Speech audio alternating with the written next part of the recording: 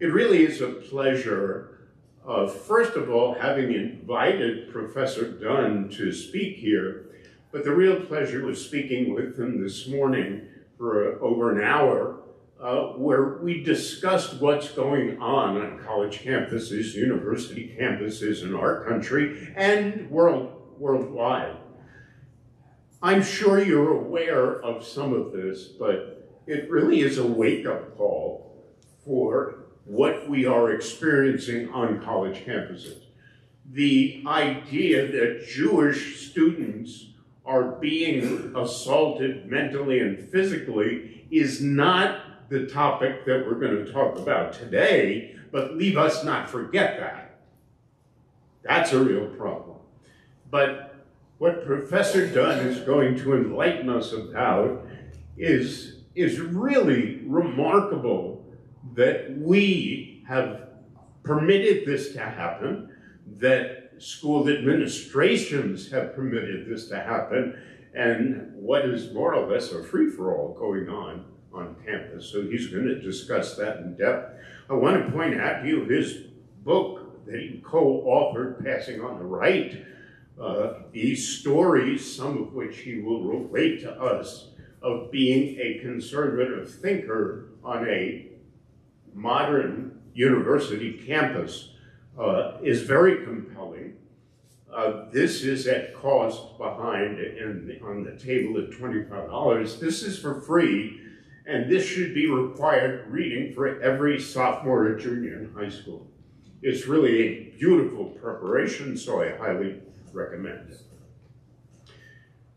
Professor Dunn has just completed being at CU Colorado Springs. He is on his way to the University of Tennessee in Knoxville, where he will be taking on the head of the, excuse me, I'm getting over bronchitis, the head of an institute that he will explain to you. And my voice is getting very dry, so I'm going to ask you to please welcome Professor Joshua Dunn, who will explain to you how he got where he was and where he's going. Please welcome.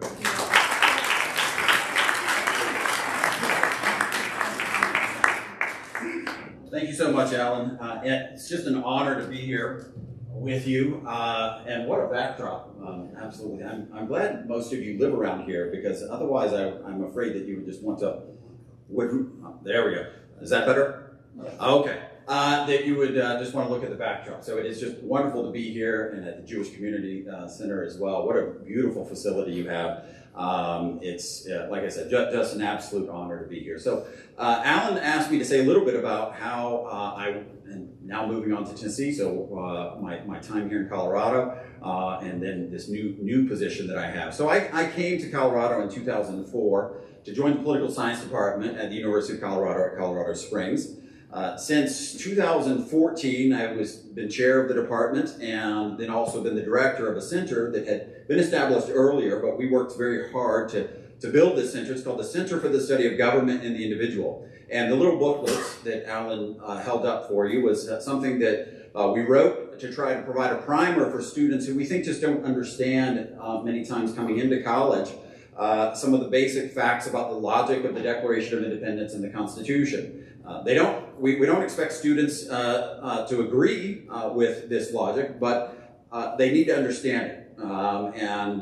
I think that you can look at many polls and see that there really is a crisis of civic knowledge in our country, both with students and sadly with the broader population as well. But I am now leaving University of Colorado Springs to take this position at the University of Tennessee. However, I have a wonderful colleague from UCCS who is here today. So Steve, raise your hand. Wait. He's going to be becoming director. Yeah, wonderful. It actually made it much easier for me to leave, knowing that Steve was here to take over. So if you get down to Colorado Springs and are interested in any of the work that's going on at the Center for the Study of Government and the Individual, I know Steve would love to hear from you. But now I am moving on to the University of Tennessee to head up, be the first executive director of the Institute of American Civics. I think the goal of the Institute of American Civics is to increase civic knowledge and civil discourse both on campus and in the state of Tennessee, and my hope is nationwide as well. And so it was difficult to leave Colorado, but the opportunity to take on this challenge at the University of Tennessee was one that I couldn't pass up. And I hope that you'll be hearing about the work that we do at the Institute of American Civics in the coming years. In fact, I'm pretty certain that you will. And by the way, if you want to hear more about that, you can talk to me, but I also have a colleague from the Institute, Jared Suits. If you want to raise your hand, he joined us from Tennessee today, so you can talk to him as well. So I want to discuss threats to freedom of speech on campus today, why these threats matter, and then what can be done about this threat to freedom of speech on campus. So I'm going to start off with just some surveys, some recent surveys of both students and faculty. So a survey from the past year or two found that 57% of students think the university should censor hurtful or offensive speech. 54% of students in the survey said that they have self-censored in class. 2/3 of students said that it was acceptable to shout down a speaker to prevent that person from speaking on campus. And almost 1 in 4 said that it was acceptable to use violence to stop speech that they found offensive on campus. There was a study just at the University of North Carolina a few years ago that showed 1/4 of students supported censoring views they find offensive. So now you can see it actually increasing. But one of the findings from this survey, which I thought was striking, was that this is not just confined to conservative students, although more conservative students do tend to feel like their speech is threatened on campus. But this survey found that 24% of liberal students self-censored because of fear of their colleagues. A more recent survey of faculty found that 72% of conservative faculty, 56% of moderate faculty, and 40% of liberal faculty are afraid of losing their jobs or reputations due to their speech. Now, there was a similar survey during the Red Scare. It found only 9% of faculty had similar fears during the Red Scare. Think about that. During the Red Scare, 9% of faculty feared suffering professional consequences because of their speech. Today, across ideological divisions, you see far higher percentages of faculty fearing punishment because of their speech. Now, one of the more ominous, I think, findings of this survey was that younger faculty tend to be the ones most willing to censor their colleagues' speech. So 1 in 5 faculty members under the age of 35 said that they were willing to accept some violence by students to censor speech. And again, significant percentages often said that they thought it was suitable to censor speech that they regarded as hateful or offensive. We've also seen other faculty just come out and say this in books. There's a book written by Michael Barabay and Jennifer Ruth. It's called "It's Not Free Speech: Race, Democracy, and the Future of Academic Freedom." Their argument was that universities need academic freedom committees to differentiate between professors' high-value and low-value speech, and to determine whether a professor's beliefs can be at an extreme disqualifying. That is how we can maintain academic integrity and academic freedom. Now, you can guess as to who gets to define what counts as high-value speech versus low-value speech. Now, I am happy to say that this has been met with a response from many sides in the professoriate, including one professor who was in no way a conservative, I promise you. His name's Brian Leiter. He's a professor at the University of Chicago. Some mix of being a Marxist and a Nietzschean is how I think you would describe him. Interesting guy, but a strong defender of academic freedom. And he will use words in this quote that I would not use myself. But I'll just quote to give you a flavor of how he viewed the argument, because they applied this argument in the case of a particular professor, which Professor Leiter thought was outrageous, which you'll hear. It says, "Is Professor Barabay stupid or lazy or a bit of both? I don't really know. But people like him and Jennifer Ruth are a real threat to academic freedom from within the academy.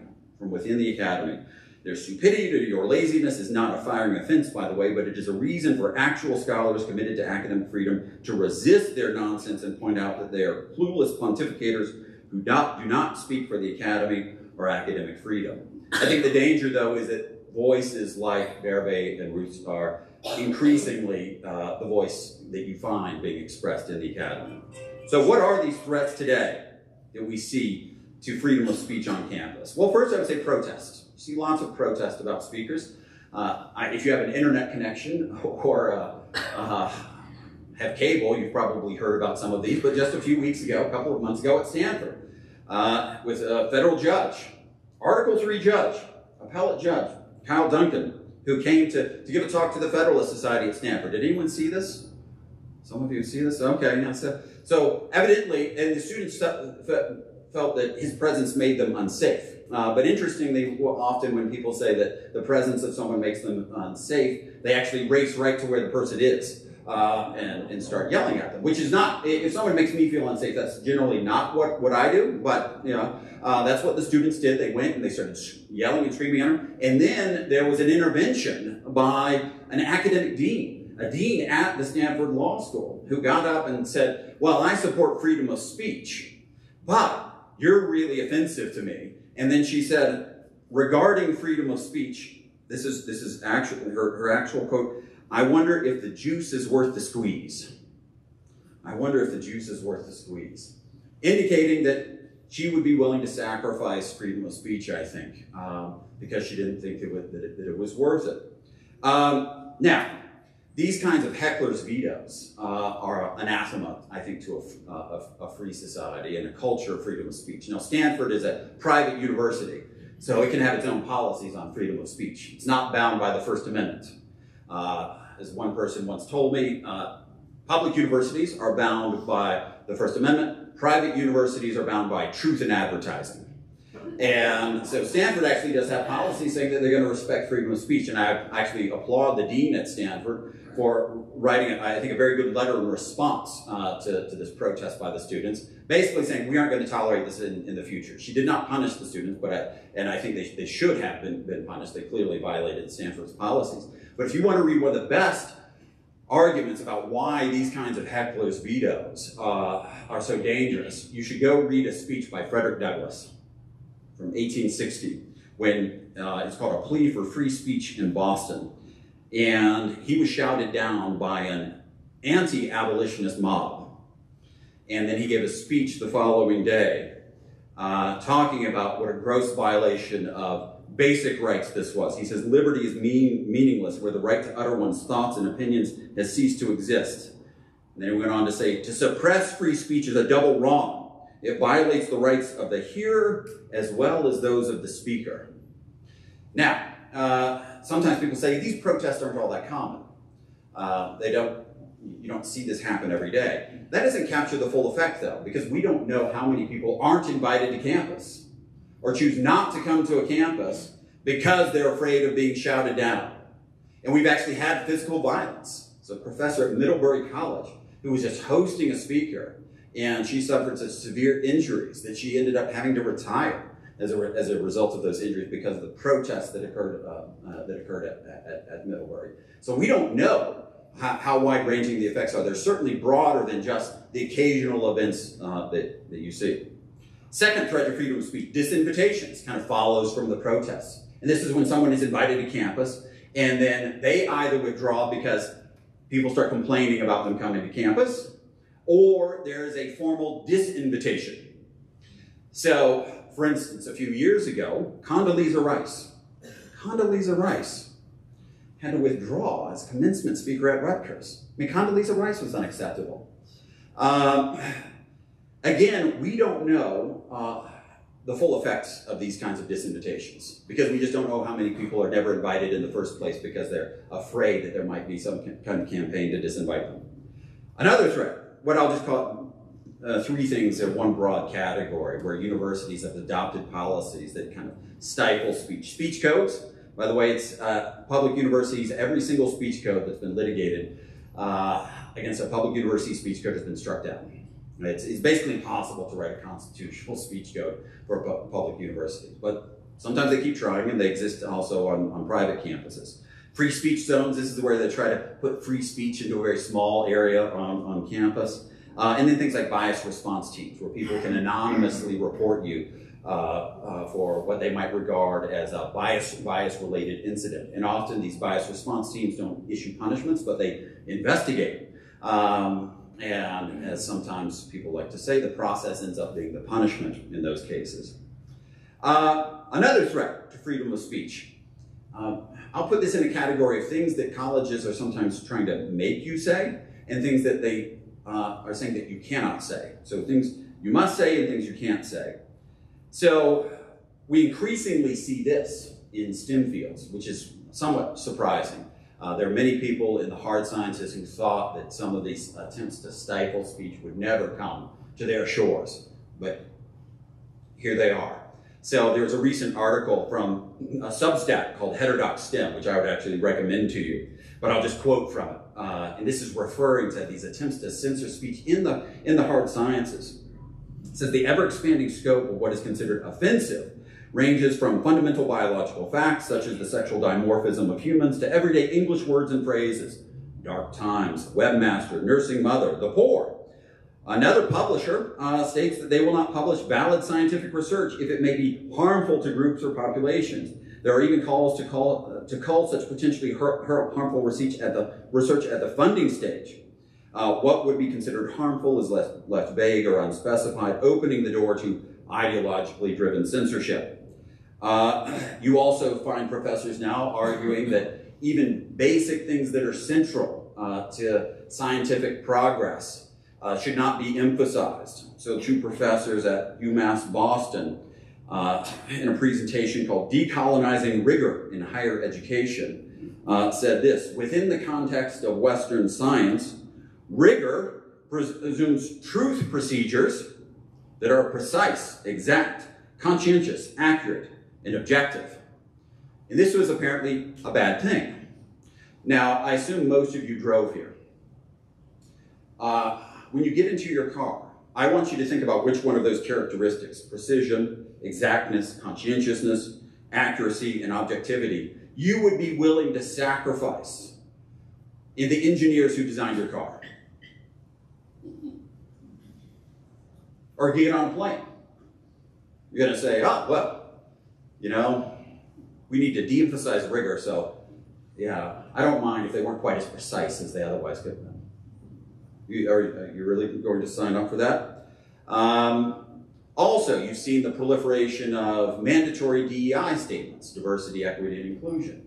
And now, on their own, I don't think that there's actually anything wrong, depending on how you define these things.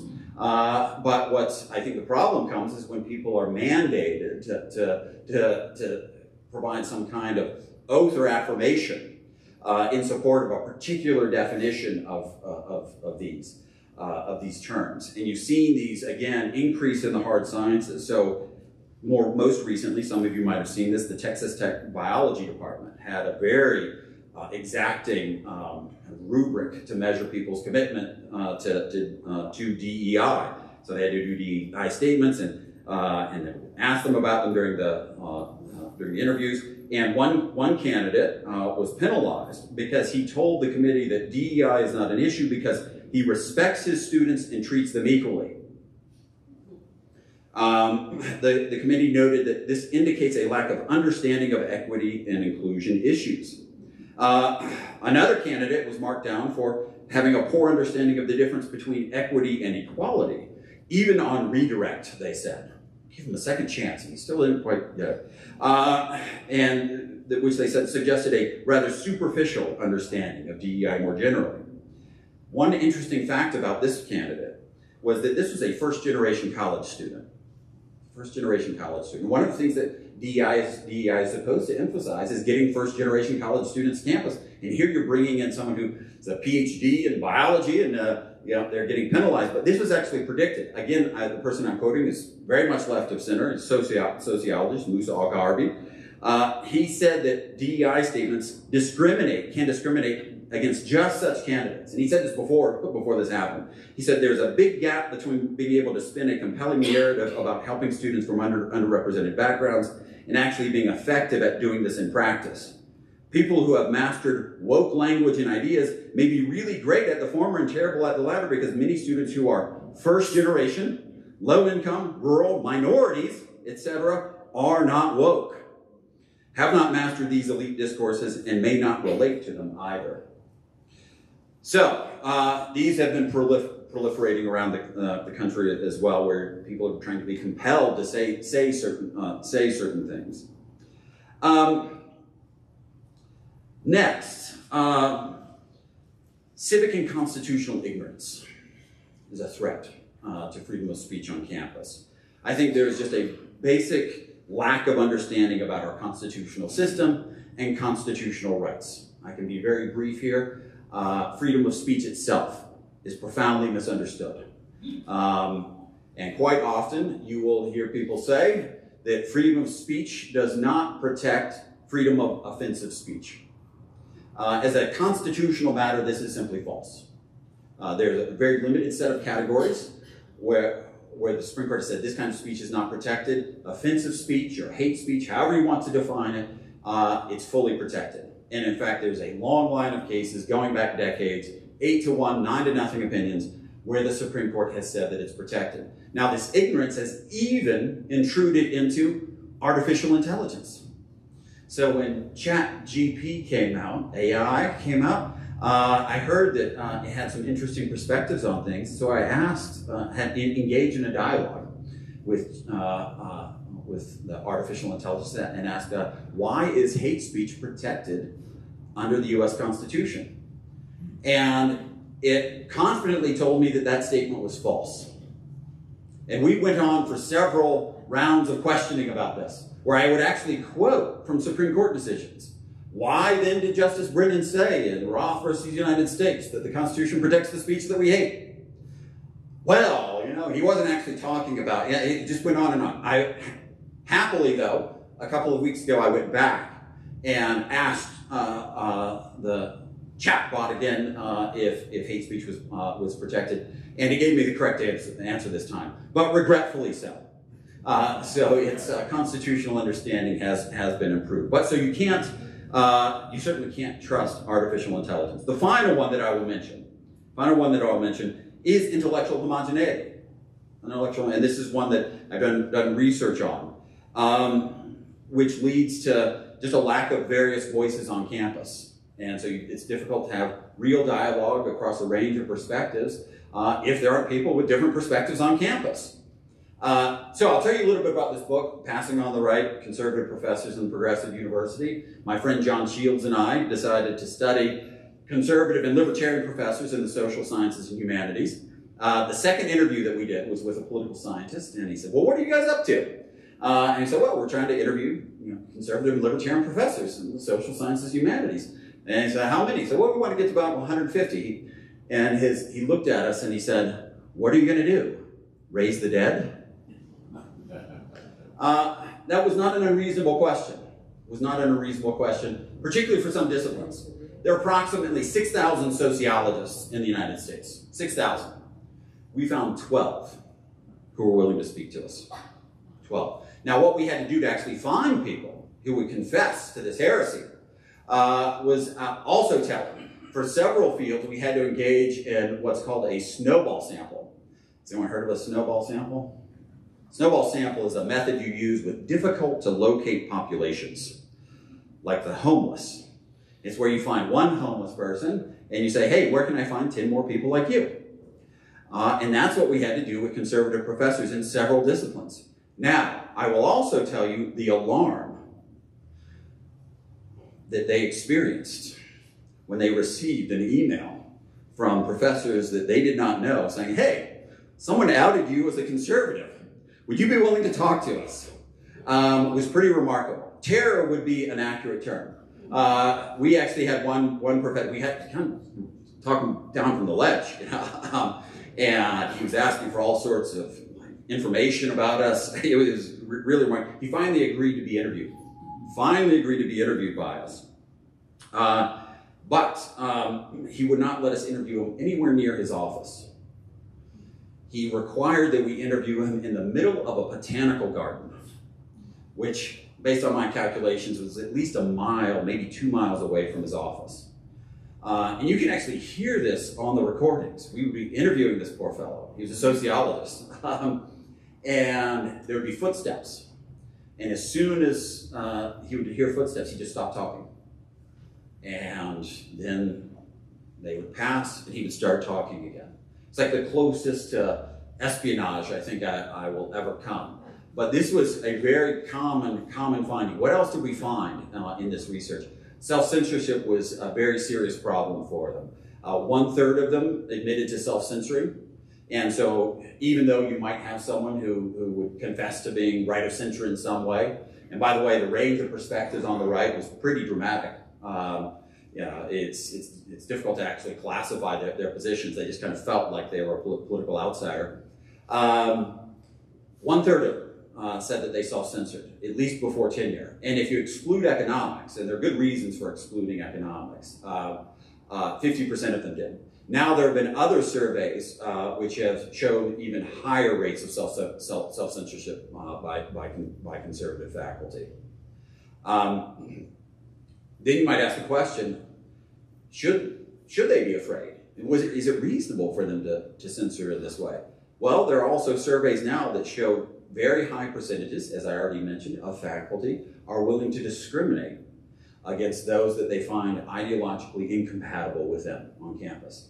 Now this, again, is not just conservatives. There are many people on the left now who are anathema to some of their colleagues. And you've seen even socialists, feminists, lesbians driven out of college campuses because of their political opinions.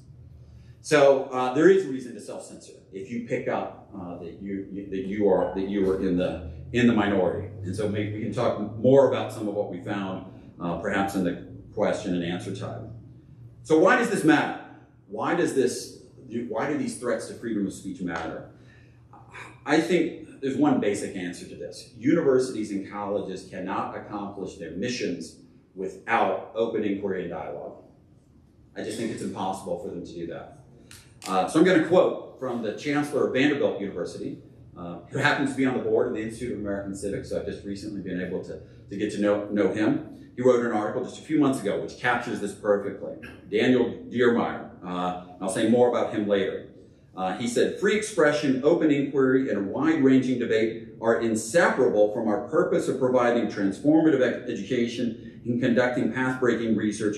The creation of knowledge demands challenging conventional wisdom. What's more, practicing thoughtful discourse not only makes for better students and greater innovation, it makes for better citizens. So that points to the two primary purposes I think that you should want for colleges and universities. The first is research. Universities, their fundamental impulse, I think, should be the pursuit of truth. The pursuit and dissemination of truth. Now, we might never arrive at perfect truth. I think we will. But I don't think that we're going to get there unless there is open inquiry. There are many reasons for this, but I'll give you one, and then we'll move on to creating citizens. Something known as confirmation bias. Confirmation bias. And confirmation bias is simply the tendency that every single one of us have. Every one of us. Doesn't matter whether you're on the right, left, in the middle. Everyone suffers from confirmation bias. It's very powerful. And confirmation bias is the tendency to accept evidence that supports our pre-existing position and to reject evidence that undermines it. So on college campuses, if you end up creating kind of intellectual cocoons where everyone is in agreement, you risk the danger that falsehood will never be challenged. And in the book, we actually give some examples of this, where there are disciplines that were captured by demonstrably false positions, and it took them decades to work their way out of it. The second, I think, purpose that we should want for higher education would be to create citizens. So there's a civic component, civic education. Universities should be the place where you can model deliberative virtues, civility, toleration, and mutual respect, where you prepare students to live in a pluralistic society. And too often, I think today, universities fail in this task. Often it's not coming from the administration now, it's coming from their peers. So both faculty and from students, but it is there. And then students themselves are deprived of a richer education, being exposed to a broader range of ideas that they should be exposed to. Not that they have to agree with them. I'll just give you one example though. Jonathan Haidt. How many of you have heard of Professor Haidt from Illinois? Wonderful, wonderful scholar, great social scientist.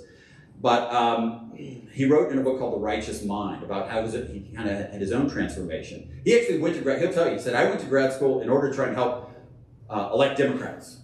That was my goal, to learn kind of psychological tricks to help Democrats. And he was already a tenured professor at the University of Virginia. And he talks about how he went to a bookstore in Charlottesville. And this is what he said. He's going through these books. He said, but as a lifelong liberal, I had always assumed that conservatism equals orthodoxy equals religion equals faith, which equals a rejection of science. But he was in this bookstore and he came across a book, an edited volume by Jerry Muller called Conservatism, an Anthology of Social and Political Thought from David Hume to the Present. He said, I started reading Muller's introduction while standing in the aisle. But by the third page, I had to sit down on the floor. He says, I was quite literally floored. Quite literally floored by the recognition that there's a kind of conservatism that could compete against liberalism in the court of social science. He didn't become a conservative. I think he described himself as either apolitical or moderate today. And he says, but he started to appreciate some of the insights from conservatism. He says, I began to see that conservatives had attained a crucial insight into the sociology of morality that I had never encountered before. Here's a tenured professor at a leading research university who had gone to some of the most elite institutions. In the middle of his career, he finally discovers some conservative ideas. I find that kind of remarkable, actually, that someone like Haidt would be in that position. Now, it's also worth asking, could this happen in reverse? Could it happen in reverse? Could you imagine a conservative student at a conventional university or a conservative professor going to a used bookstore and finding an anthology of progressive thought? Oh my gosh, I had no idea. There are arguments that people made for these positions. Just being stunned that they were actually out there. I think it's impossible to imagine that. And I think that in some ways represents what students can be deprived of. They don't have to accept this. They don't have to accept these conservative ideas, but they're going to go out and live in a world where there are people who do accept them, and they need, in order to be able to relate to them and to be able to talk with them, to actually understand them rather than to just dismiss them. So then what can be done? What can be done? I do think that programs like the Center for the Study of Government and the Individual, we have tried to do this. We have had an honors program in CSGI where students from all across the political spectrum come together and read different things. So one time we just had them read this 1619 Project and then critiques of the 1619 Project from both the left and the right. Some of the best critiques you'll find of the 1619 Project are actually at the World Socialist website. Very good, very interesting critiques. And these are kind of like really unreconstructed Marxists, like true believers. So we had them read these critiques from both the far left and from the very libertarian right. I think that we're going to be doing similar things at the University of Tennessee. The idea is not to simply come in and just teach one position, but again to expose students to a range of ideas that they need in order to be more capable citizens. And then finally, I will say university leadership matters. And some of you, I imagine, are connected to some of your schools that either you went to or your children went to, and this is where you can weigh in. I'm going to go back to Chancellor Diermeyer again and his position. His argument is that universities need to protect freedom of speech. That's a bedrock principle. Must protect freedom of speech.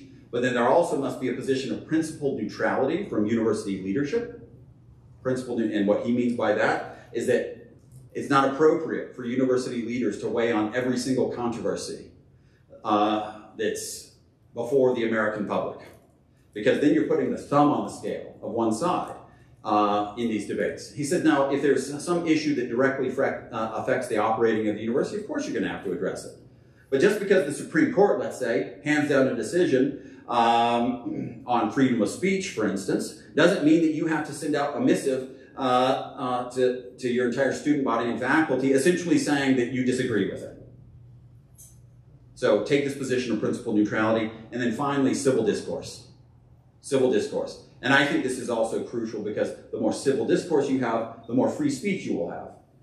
Now, bedrock position is freedom of speech, but civil discourse promotes freedom of speech because what happens is when you don't have civil discourse, when people immediately resort to calling people all sorts of names rather than engaging with them in dialogue.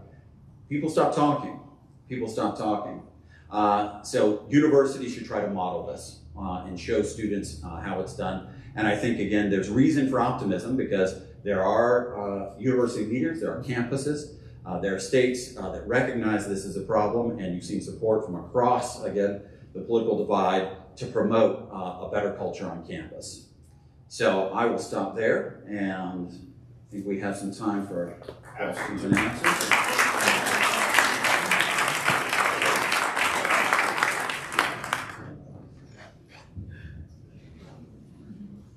We will take questions from the audience shortly, but there are a bunch of things I want to highlight in questioning, in interviewing Professor Dunn.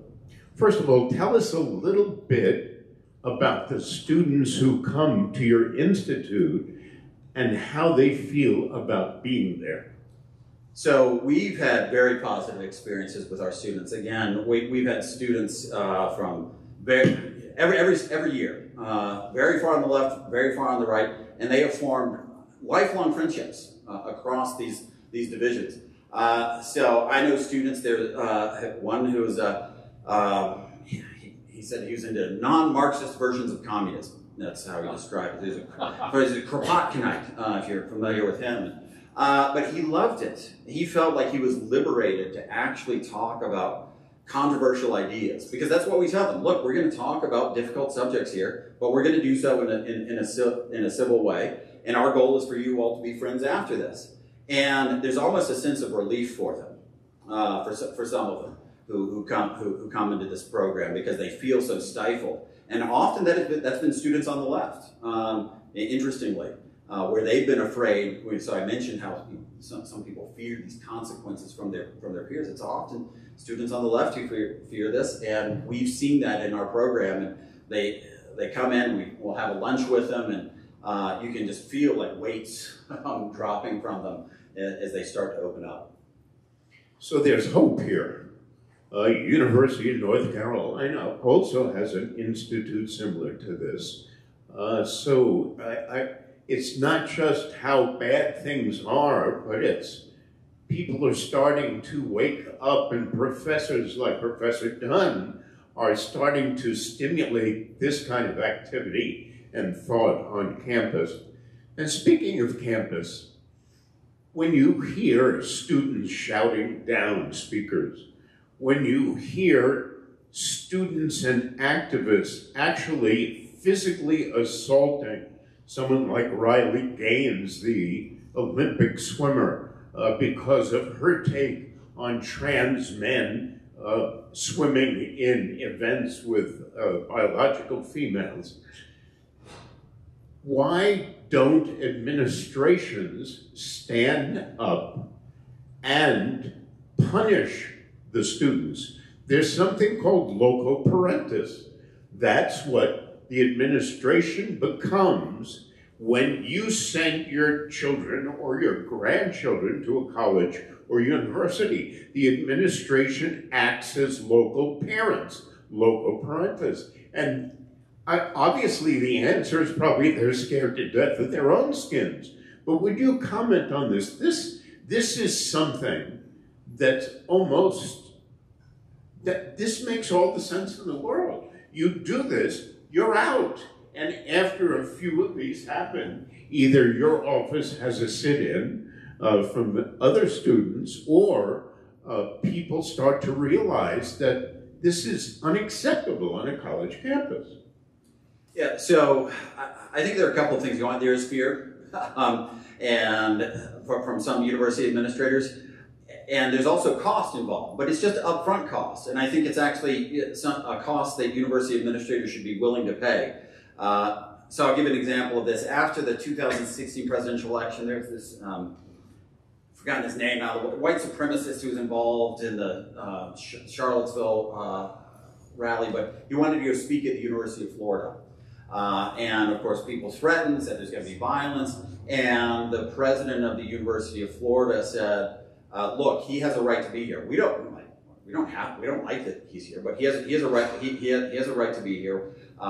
We open up our facilities. If you're able to pay, you can get access to them. And so there was a significant police presence that ensured that none of the violence was going to occur. And that settled things down at the University of Florida. And so then with future events that everyone knew, look, they're going to make certain that this isn't going to get out of hand. And frankly, some of the people like that, he wanted a spectacle. That's what he wanted. And so if you do that, then some of those people who are just going to come to campus to make a scene aren't going to find your campus as attractive.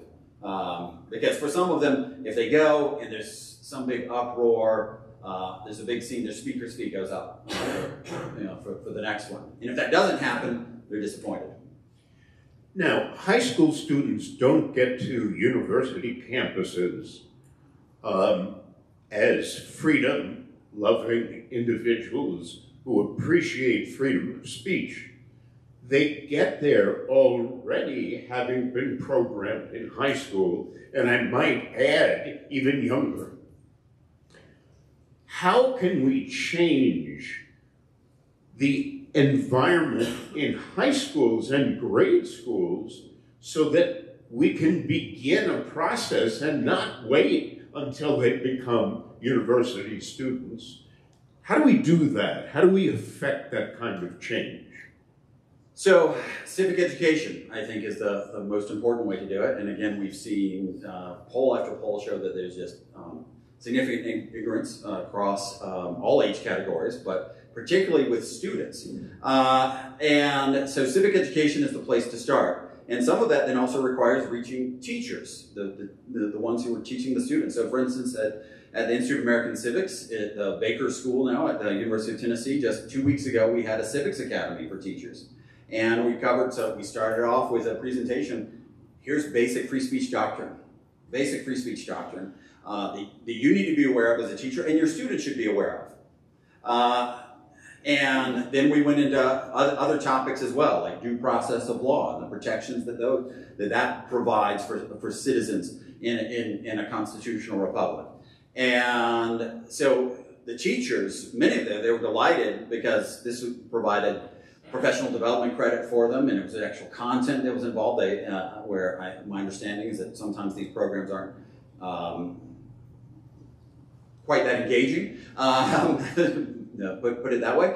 But now I think they're better prepared to go in and talk to their students. Now that doesn't mean that you go in and say, oh yeah, hate speech is protected, and therefore go around and say hateful things, because there's that's not the goal of this at all. The goal is to end up with constructive dialogue. But you aren't going to have that if you think that you're entitled to just shut someone down as soon as they say something that you disagree with. So I think that's the place to start, and that's something that I know we're going to be working on. We've done it at UCCS as well with teacher seminars. Now, how many of you have heard about the debate team incident that has been talked about in some of the media? There was a debate, a high school debate. Now, a high school debate, you are given a topic and you have to defend it. This is the bedrock of understanding how to speak, how to defend a viewpoint. Even if you disagree, you learn the mechanics of doing this. Imagine this is what was written about it. Imagine a high school sophomore on the debate team. She's been given her topic about a month in advance, but she won't know who her judge is until hours before the debate round. During that time squeeze, perhaps she'll pace the halls, blah, blah, blah, or she'll scroll on her phone to look up her judge's name on Tabroom. Tabroom is a public database maintained by the National Debate Association.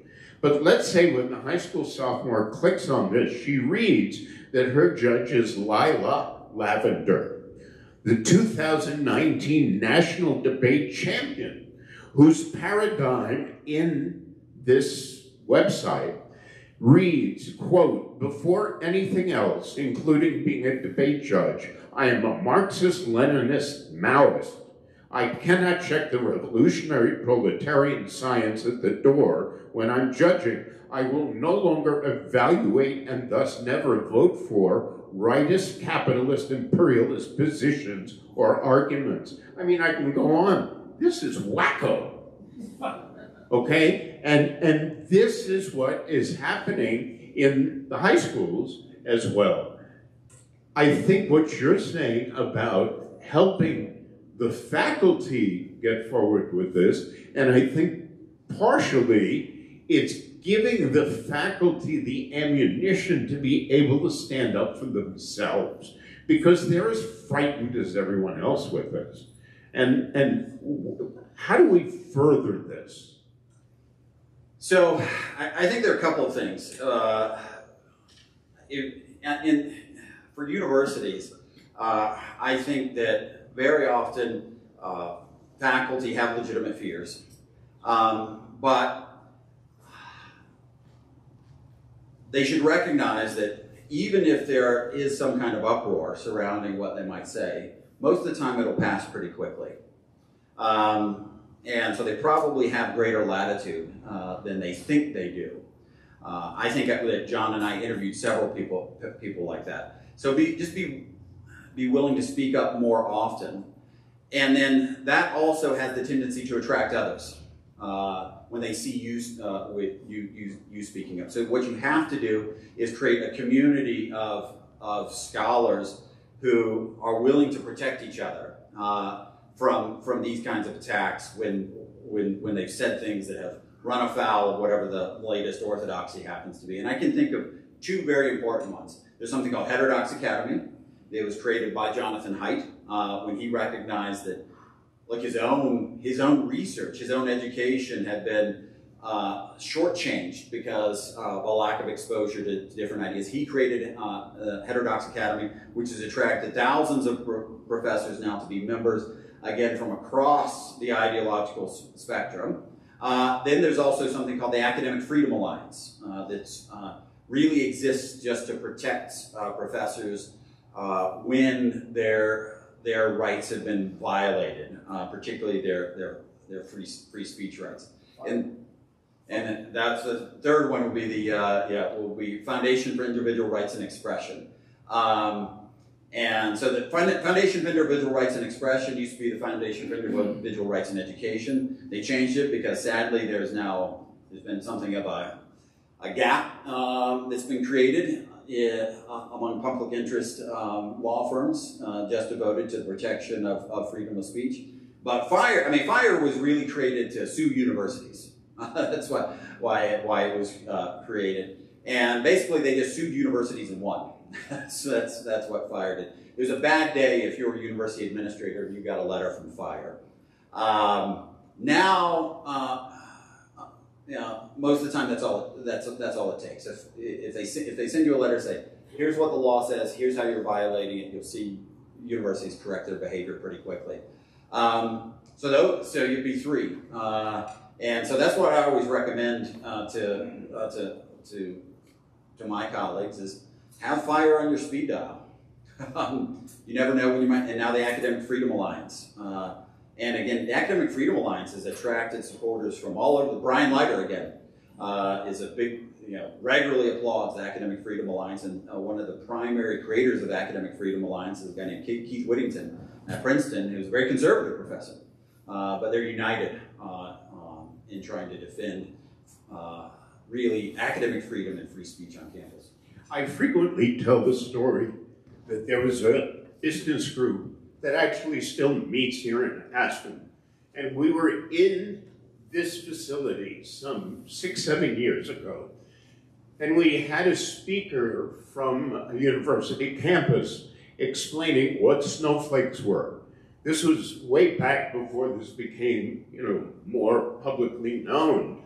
what snowflakes were, and if somebody felt offended by something they heard, they could go into this special area and play with Play-Doh and you know, have things that made them feel better. And I remember a number of the attendees to that luncheon say, boy, wait until these snowflakes get out into the real business world, because they are in for a rude awakening. And I stood up and I said, with all due respect, I think you're 100% wrong. These people are coming out and they will change everything in our culture. And truly, that's what's going on here. The hope is for professors like Professor Dunn and the institutes at Colorado Springs, the institute at Tennessee coming up that he will be proud to lead, and the institute at North Carolina. People are starting to react this way. And I think that's extremely important. Let's take questions. Young man, you had a question? I did. I've been in many of these conversations, and I'm always looking for root causes that go back earlier. It's admirable what you're doing, but you're dealing with the problem after it's created. And what I hear most is that there's either, on the part of an individual who winds up being part of the cancel culture or whatever, that there's either a psychological problem or there's a parenting problem or an absence of parenting. And I'm curious as to whether in your studies that you've dug deeper into root cause. This isn't your job, although you're in a way becoming a parent for a while to your students. But it goes much deeper, much earlier. So, yeah, I will actually be kind now to universities, because I don't think this is a problem just with colleges and universities. I think it's a broader problem. It goes much deeper. It's actually, I think, inherent in the nature of an egalitarian society. And we have basic egalitarian principles here in the United States, equality under the law. This kind of political equality then leads to a good deal of social equality, which leads to kind of the overweening power of public opinion. And so I have this quote here because I was kind of hoping this question would come up. Because sometimes people say cancel culture doesn't exist. I'm like, yeah, it does. It's always existed in the United States. It's always been here. So I'm going to read a quote from Alexis de Tocqueville, who wrote the best book on democracy and the best book on America ever, called Democracy in America. And he wrote this in 1835. And see if this sounds familiar. Here's what he said. I know of no country where there prevails in general less independence of mind and less true freedom of discussion than in America. In America, the majority draws a formidable ring around thought. Within these limits, the writer is free, but woe to him if he dares go outside of it. It is not that he has to fear being burnt at the stake, but he is exposed to all kinds of execrations and daily persecutions.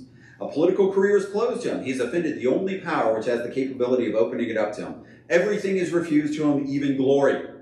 Before publishing his opinion, he believed that he had partisans. It seems to him that he no longer has any now that he has opened himself up to everyone, because those who condemn him express themselves loudly, and those who think like him, without having his courage, fall silent and withdraw. He gives in, he bows in the end beneath the effort each day, and he becomes silent again, as if he felt remorse at having told the truth. That was 1835. So this has always been there. What I think it points to is this issue that it's not cultivating a spirit and culture of freedom of speech takes work. It's not natural for people to say, oh yeah, people who say things that I completely disagree with should be able to do so. And so you have to start, and I do think much of it starts in the home. I think part of what should happen with proper child rearing is that children should be shown that they aren't the center of the universe. My wife and I, we have 4 kids, and a lot of what we had to do is like, hey, tell the 2 boys they couldn't just beat up on their sisters if they didn't do what they wanted. They had to, understand that, and then that extends outside of that. So it takes work, but it starts at a much more basic level.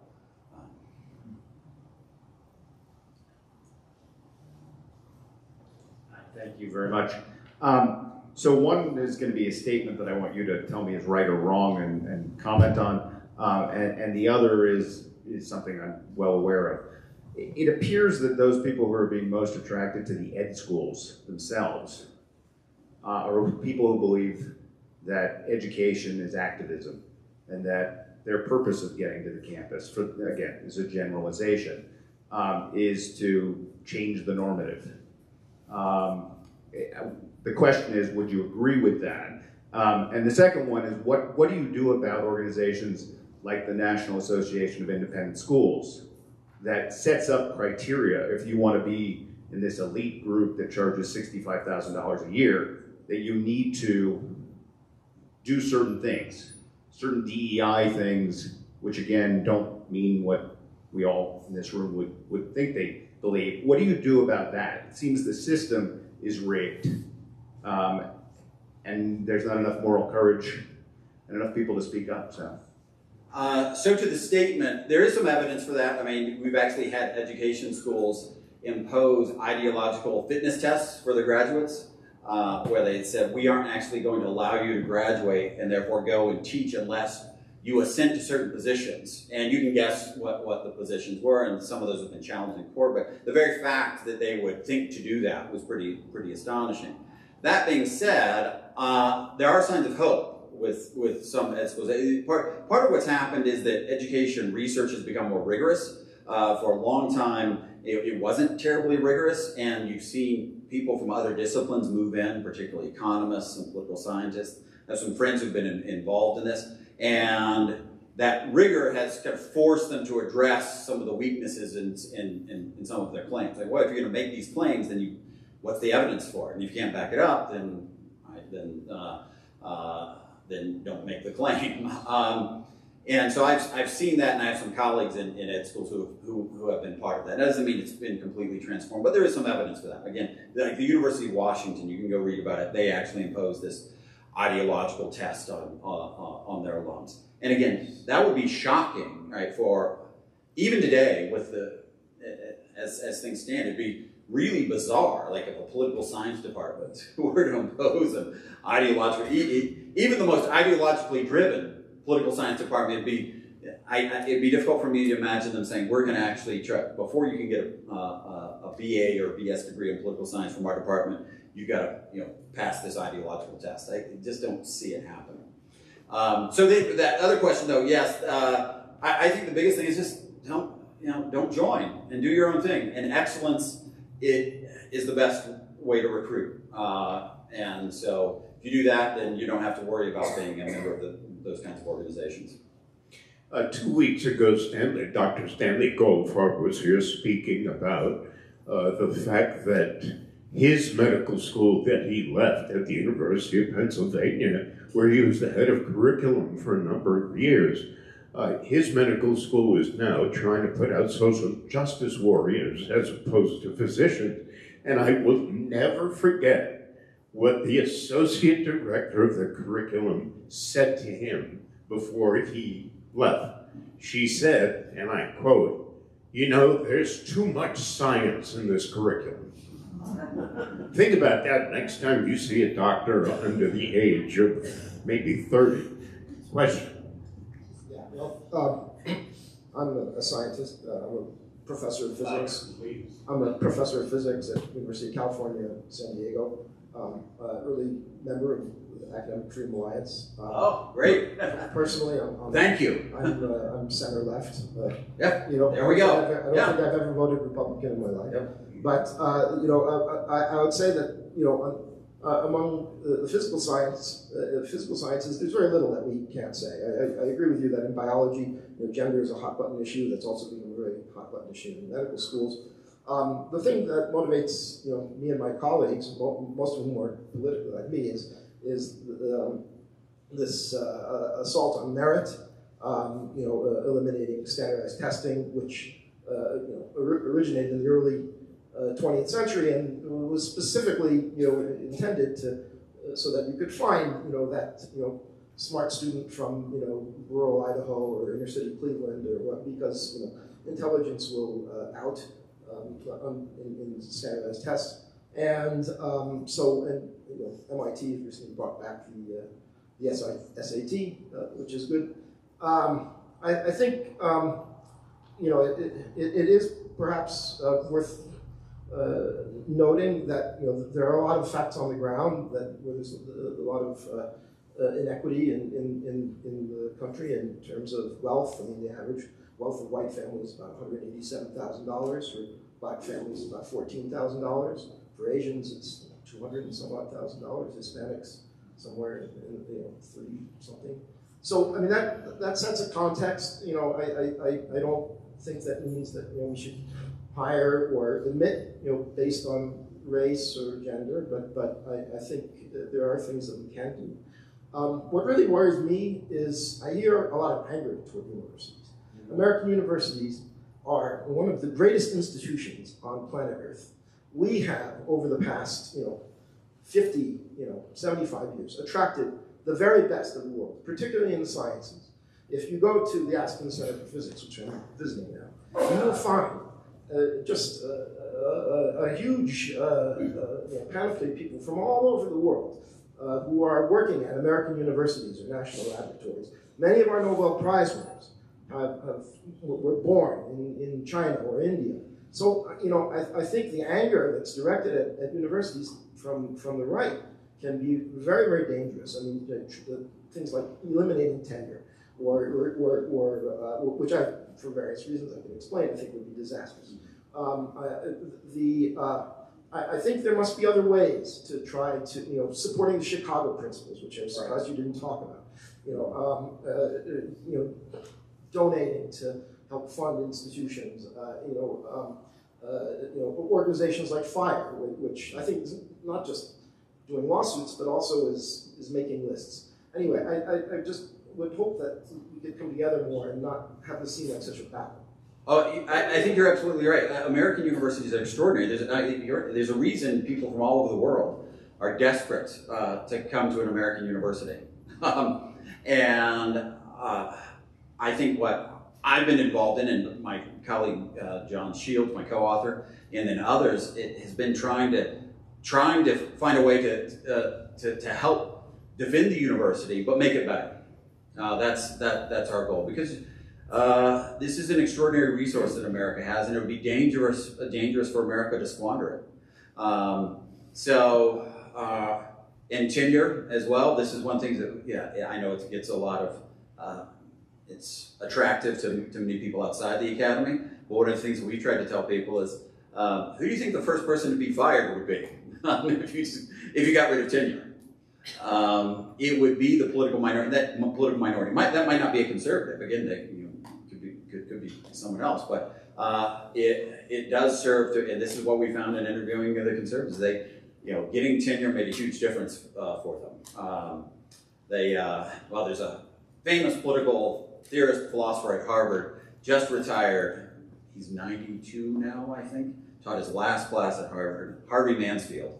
And what he always told students, he's a conservative political theorist, and he said, yeah, you get tenure and then you can hoist the Jolly Roger.